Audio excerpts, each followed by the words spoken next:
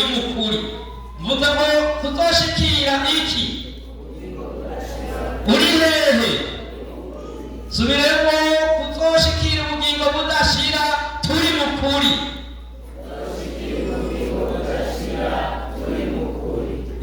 Subiremo murongo mvuze ngo kuko kuri muri bande. Hanyuma ibihe dusome hariya mu bwite uko bwanditswe na Matayo. Ngomba nkivuga duca dusenga. Matayo 2:8.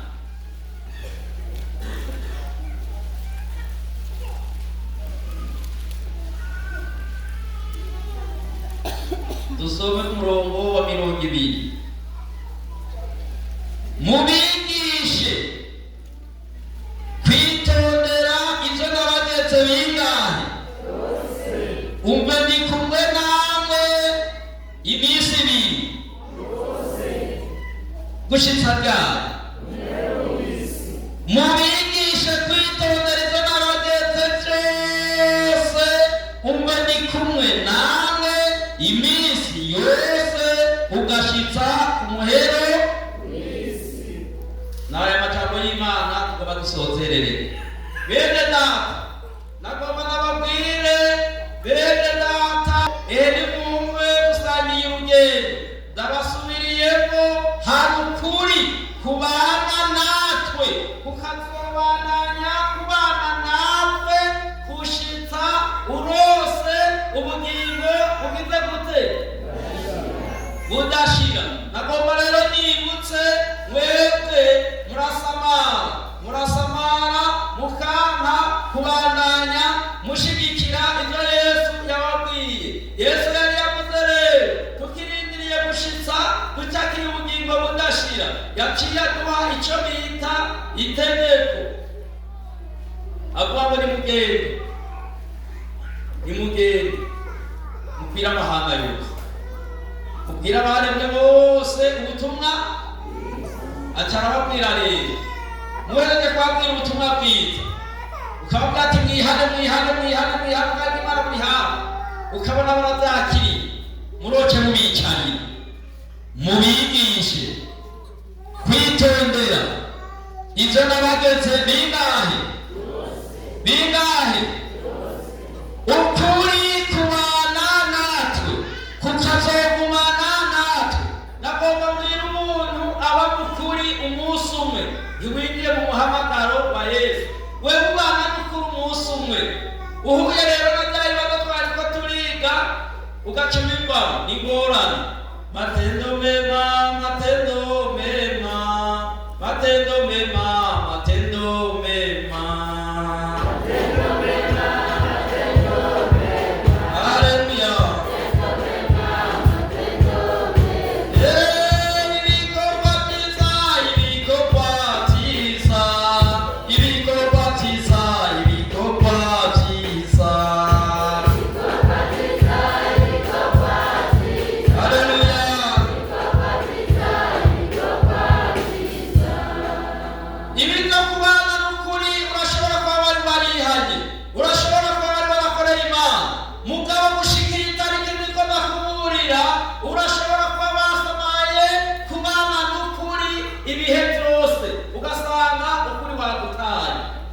Nakwibutse mbere musana ryake ndabivuge ku muntu muraza umuntu yitwa Sawuli.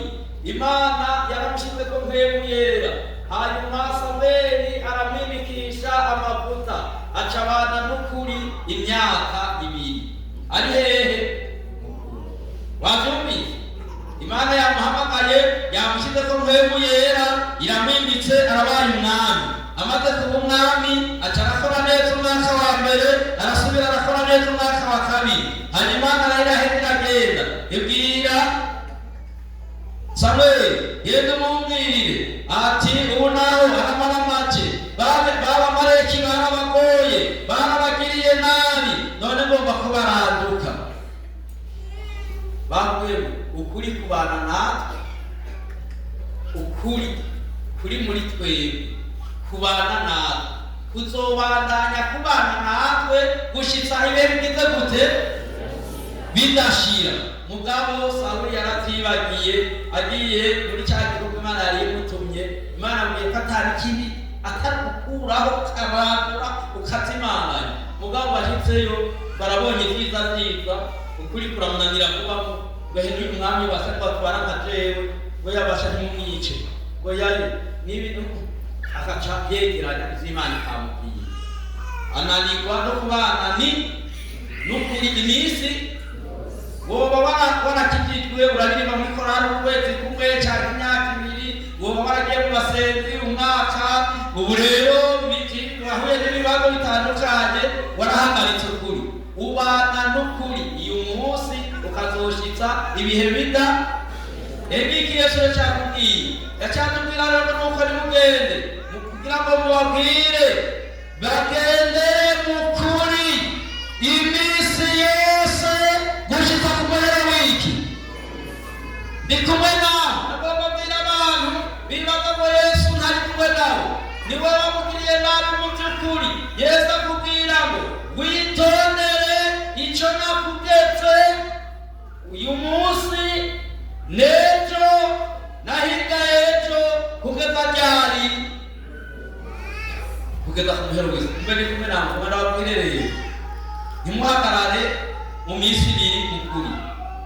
Imana irababara, naho bari mwagendanye na Salomo baragendanye, Imana imwihishira inshuro nyinshi. Hari undi munsi iramubwira, hanyuma iramubwira ubwabo babanye Salomo acarahuba atakana iby'ukuri. Imana yari yababwiye ngo umwami rero ntazogira abagore benshi, nawe acarabarunga. Abarunze baca baramubwira bereka twebwe iwacu twe twari dufise Imana. Urumva babagore b'abanyamahanga banyine yashizemo twe twari dufise Imana twadusenga. Ubundi munsi abagore baramutwara yabo bwari butama, yari yarabanye n'Imana arahusha ukuri. Yahushije ukuri, ahushije ukuri, yaciye aherekeza abagore kuza gusenga izo mana. Nabonye naja mu nzu z'ibimana kuja kukaba, nayo Imana yaramuhishuriye inshuro zirenga zingahe. Imana irababara kubona naramwihishuriye. Yesu agomba, Imana igomba ugume mu kuri. Ndacababwira ko Imana bakomeye utakuja kuri Imana irababara. Wibuke Aroni na Mose, Imana niwe yababwiye ngo ntwarira abantu mubashikanire mu gihugu cy'isezerano. Imana yari yabibemereye, ntwarira ab'Isirayeli mubashikanire mu gihugu cy'isezerano. Mose yakoze neza, akorana n'Imana, abagana akorana n'Imana. Mugabo ni munsi aca ahura n'ikibazo, baramubwira bati atari kutwica rubi, nidakwiye kutuzane abana bacu, ibitungwa byacu birishwe n'inyota. None urabona twatuzaniye wakoze rero dupfire hano, ibyacu bihone, abana bacu bahone, nabwe n'inyota iriko iratwica. Aca byakira umubabaro. Uwo munsi ntiyasubira kumenya yuko ibitukomakoma n'ibitugerageza ko bibandanya bibaho. Yumva ababaye cyane, aja gusengana nyene n'ishapu. Aca aragenda, Mana raba ntabwo kuntera amabuye, none rero heraba ibintu wagiriye Mana, bagomba banyicisha amabuye.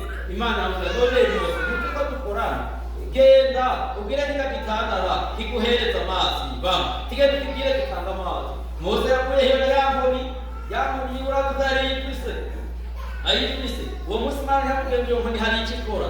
Bashamwe hari abantu batahagarara mu kuri, ugasanga mu gusenga basanga umwe bagomba izindi nzira. Ubu twama turiko turamama ukamenya Imana yoca. Hari utundi tuntu tuza kurara mu rusengero ko tuma Imana itwemera. Usenge neza, uririmbe neza, uvugishwe neza, usigure neza. Amanyanga mu kazi ni icyaha. Kirazira kuba urisha mu bintu ngo bagire ku rugo impemu n'abatakuri kuri muri wewe. Amanyanga uhagarike, kizwa neza. Hari umuntu aje kubona ibintu aca yibirimbishije korasi, uruwera Mana uruwera. Izyo bihagarike, ubihagarike, ubone umutima mubi, ahubwo wumvise ko wagize nabi uja kwihana. Hari abantu rero babonye ntiyagize nabi, acagana hano kuvuga ngo yakatera abantu ubwoba ngo Imana rero gusinze. Haleluya. Abasize neya gusitura reka kujya kwihana. Ugire nawe umuntu uramusaba imbabazi, ushaka uwo ari we wese ucumuye kuri bene so, genda mwiherereye umubwire uti narakugiriye nabi, ntubabarire. haleluya, kugira ngo babarirane.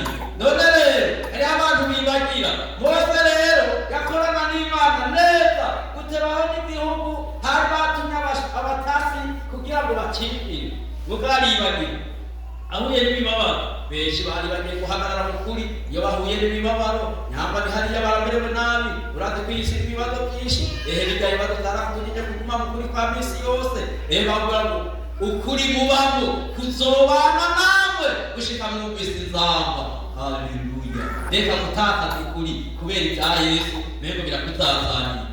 Reka mutakaza ukuri, Yesu ari kumwe nawe uyu munsi n'ejo na hirya y'ejo, arakwemerera ko muri kumwe kugeza ku muhero w'isi. Bandanya witondera ukuri. Iyo tuvuga mu itondera ibyageze byiwe, ni kwitondera ko kuri yabahaye.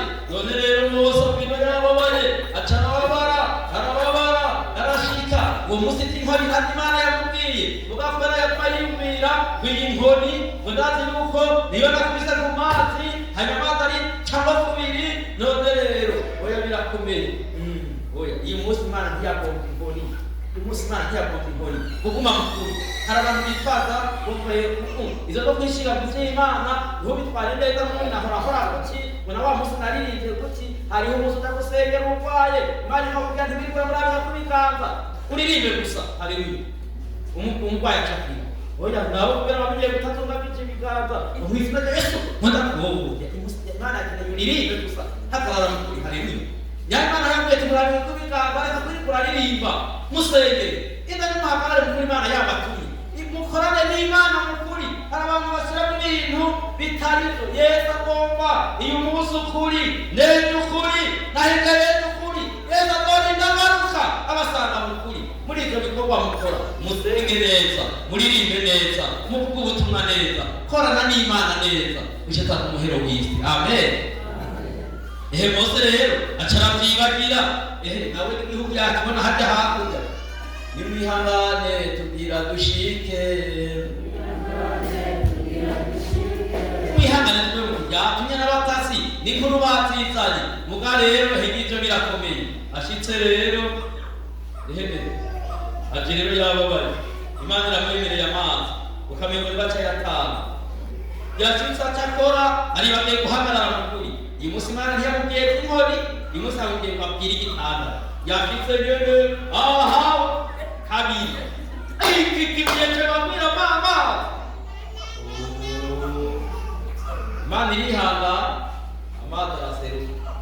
Ajya aserutse abana n'inkatige ku Imana rero amubwira ati none Mose aho rero wahagaze mukuru urase kwerekana kwera kwaje ubwira igitandara ukibwi babona yuko n'Imana ikubeye ubwira igitandara gusa cisuka amazi ubanje kugikubita kwe neza rikana nakubwira. Aho rero wahagaze mukuru kuri inzugirizo mwe Aroni na mwebwe turahojeje guhushana. Nababwiye ko muzobashaka mu gisezerano, none na mwebwe muzokunkumuka. Icyo gihugu ntimuzokuja muzopfa nk'abantu. None Mose na Aroni barije mu gihugu cy'isezerano, nabo nyene ntibakandagije n'ibirere. Imana igomba ko duhagarara mu kuri iminsi ngahe, iminsi ngahe. Hari abantu bavuga ntibacumuye akaba urumva wewe wari tubona nawe ushaka babakoreshejwe n'Imana, warakoze ibitangaza byinshi n'Imana bamwakuganye mugabo ujya munsi wanyuranyije n'ukuri. Imana yaciye iguta, hagarara mu kuri iminsi yose. Wagombye kwitorera inyishu udahagaze mu kuri. Imana mwaranyuranije. Imana igomba ko ariyo igutabara. Naha rero Imana yabwiye abigishwa, Yesu arababwira ngo genda mubigishe kwitondera ibyo nabagetse bingahe. Mubigishe kwitondera ibyo nabagetse bingahe.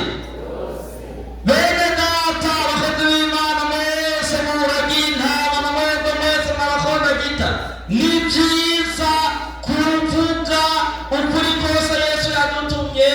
Nimwigisha abantu mubabwire kwitondera ibyo Yesu yatugetse bingahe. Ari kumwe nacu gushitsa ryari. Bene data mwitondera ibyo yabageze byose. Ngomba ndababaze rero mbega muto yatugeze ingenda tugeze ibyo yatugeze mbega Yesu aratugera gukundana zemuranyishira munyarutse Yesu aratugera gukundana nyamba bitugera ni kuri rwose Yesu aratugera gukundana Yesu aratugera gukundana sindazi bambo babirege hajya kwitabuye Yesu mu cyagendo cya Yesu gukundana arabitugera Yesu yavuze mbiki ni mukundana yuko nagize gute kemura mukanya rero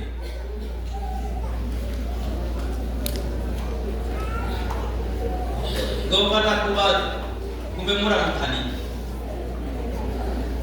mumbanizo mweneso mwaramukani nzabantu badeshiroda mumbanizo rero iwaje uhaheruka ryabo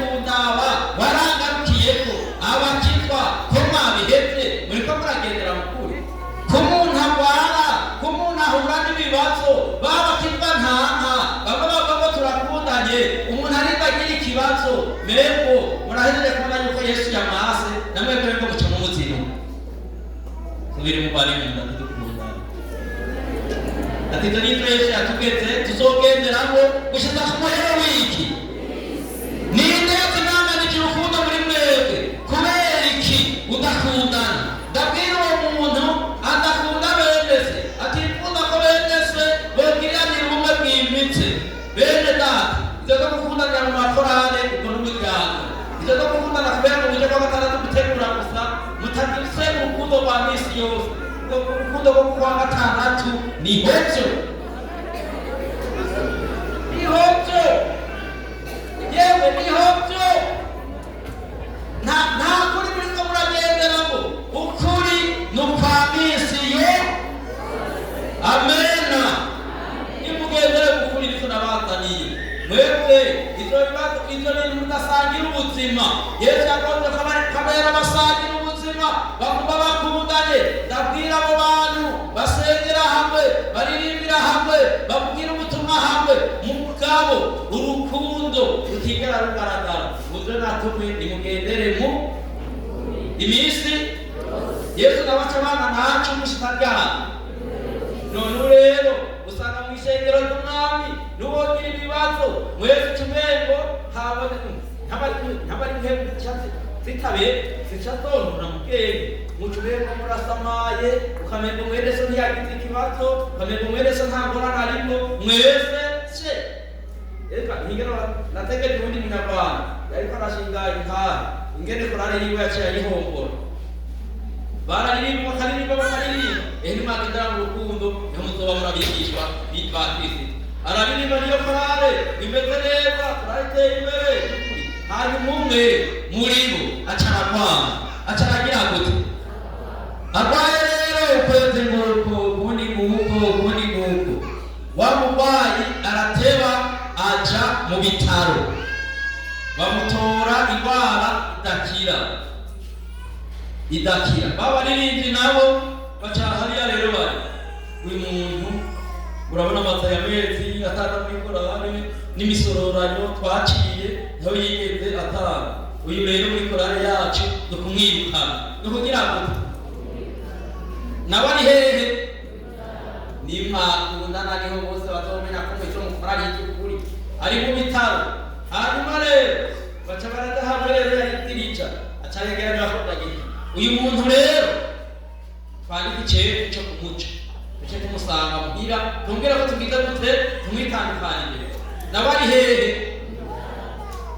ari mu bitaro aca hamagara mama ati iminsi yanje yo kurangiza iriko irandegera ngomba soze ndafise korali naririmba mu nkunda cyane ikorali yari yarangimaze nayikuru none rero aya makorali urayantarire byantangiye kwiga korali ubamwirire tiyabakunda kandi muroce kumuririmbira iyi ndirimbo muherekeza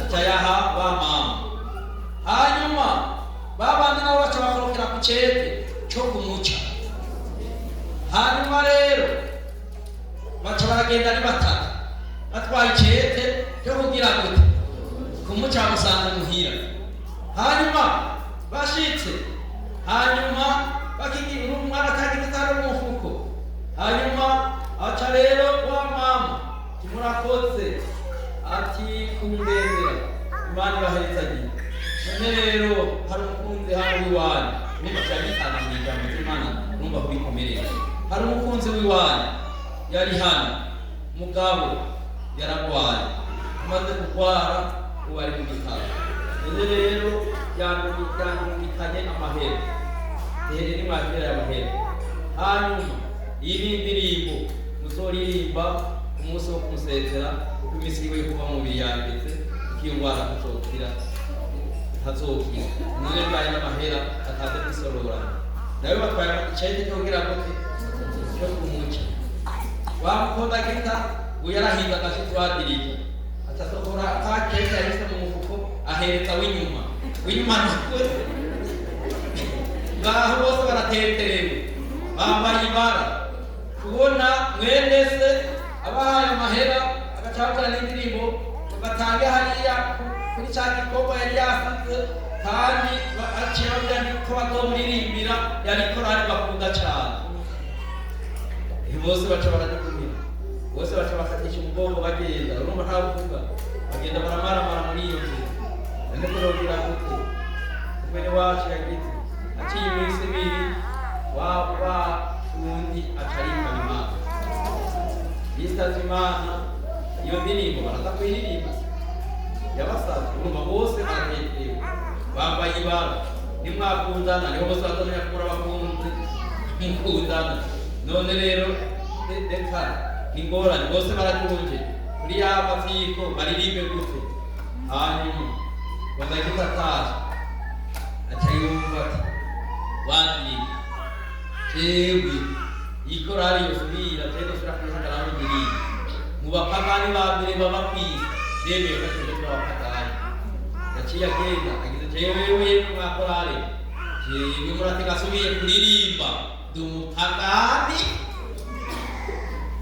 haje n'abaziririmbira mu rusenge bose iyo korari baciye bayisambura ati tugende mw'ikorari dufise ukugorora barakuye iyo korari kiraza Imana baca mu zindi korari zoba dufise akanopera none abantu bamwe murakundana kwa gatandatu Yesu atubwira gukundana iminsi yose munamika amaso dusengera